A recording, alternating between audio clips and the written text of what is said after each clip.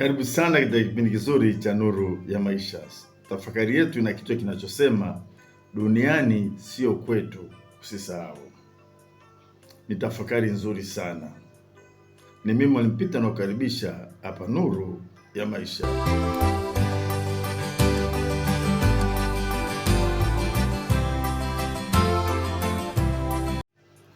Duniani sio kwetu, usisahau.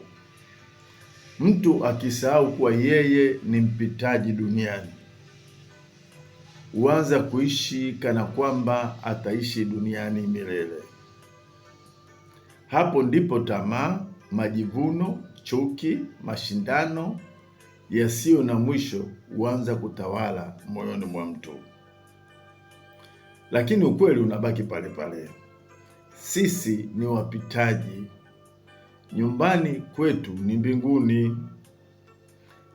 Kila siku kifo kimekuwa kikitoa ukumbusho mzito kwa wanadamu, akichagui umri wala hadhi. Kimewagusa watoto, vijana, wazee, matajiri na maskini.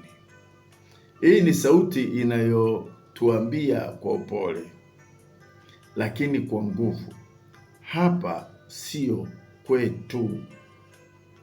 Na Biblia imekwisha kusema kwenye ile Waebrania 13:14 inasema hivi, maana hapa hatuna mji udumuo, bali twautarajia ule ujao. Adui amewafanya wengi waamini kuwa mafanikio ya dunia ndio mwisho wa kila kitu. Watu wamejenga maisha yao juu ya pesa, juu ya mali, juu ya sifa na tamaa za muda mfupi, huku wakisahau wokovu wa nafsi zao.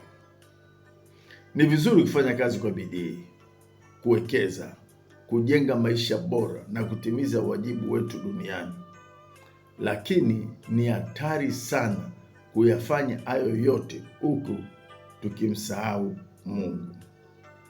Mtu anapotambua kuwa hapa duniani anapita tu, hekima tofauti huanza kuumbika ndani yake.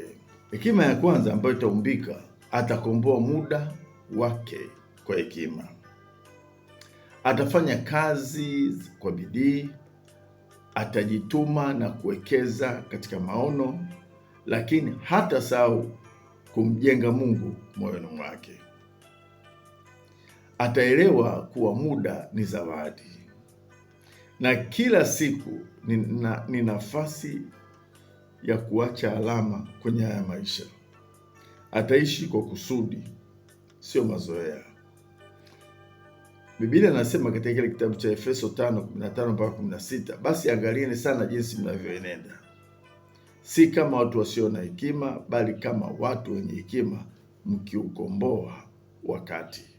Kwa hekima au tabia kwanza ambayo itajengeka ni kukomboa muda kwa hekima. Tabia ya pili ambayo itaumbika, atakuwa baraka kwa wengine. Akitambua kuwa maisha ni mafupi, hataishi kwa ajili yake mwenyewe pekee. Atakuwa faraja kwa wenye huzuni, msaada kwa wenye uhitaji na nuru kwa waliokata tamaa.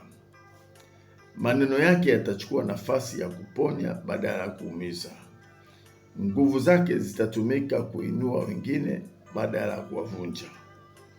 Kuna watu hawahitaji pesa yako kwanza, wanahitaji moyo wako, muda wako, maombi yako na neno la matumaini kutoka kwako.